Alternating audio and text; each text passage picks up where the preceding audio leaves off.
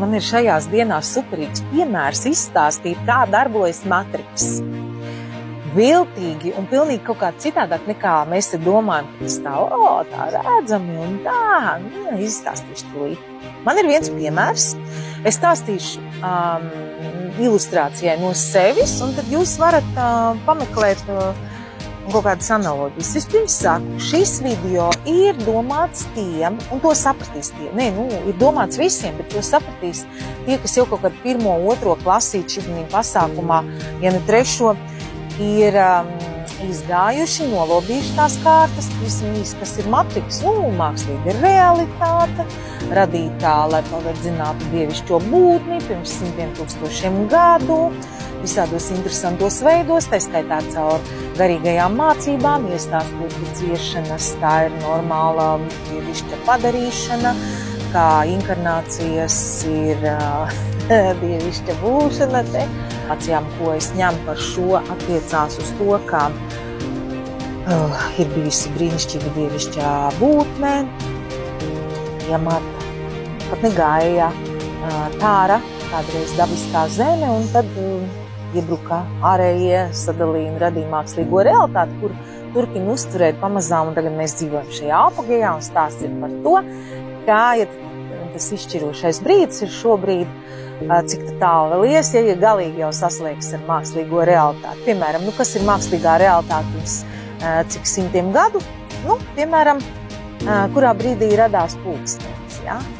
Ir vakars, Latvijas vakara saulīci, tagad te 9:30 vakarā ir pēc mākslīgās realitātes, bet vispār saulē.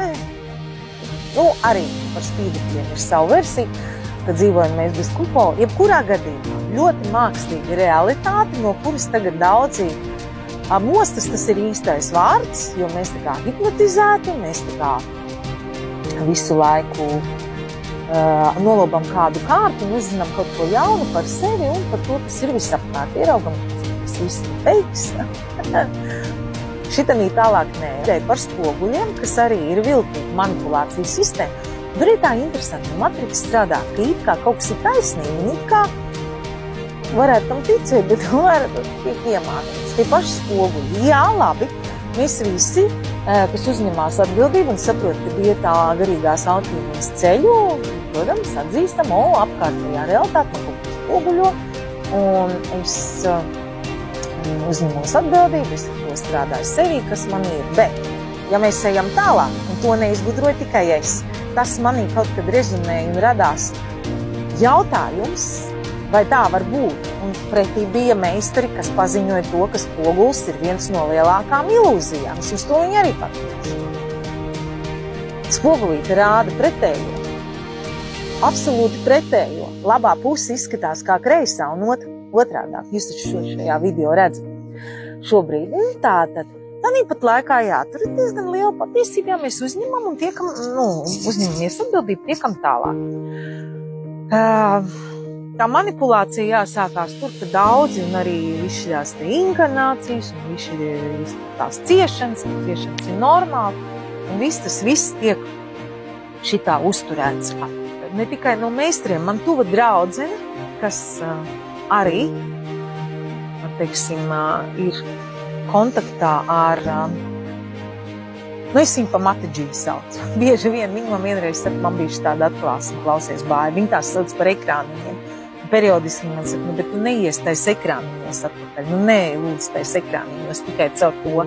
Un šitien sākās tas, ko es tagad gribu uzrunāt, ne 1., 2. klasītei, 3. bišķi tālāk.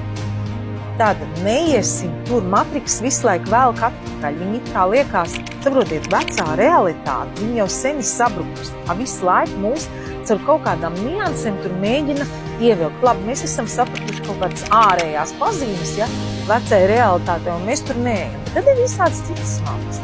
Kāds pamanīja, kad es ieliku, pat rakstu, kāds īsāks 2 paragrāfu, raksts par to, kā viens izklaides portāls bija, es atveru telefonu, skatos, tur ir raksts par mani.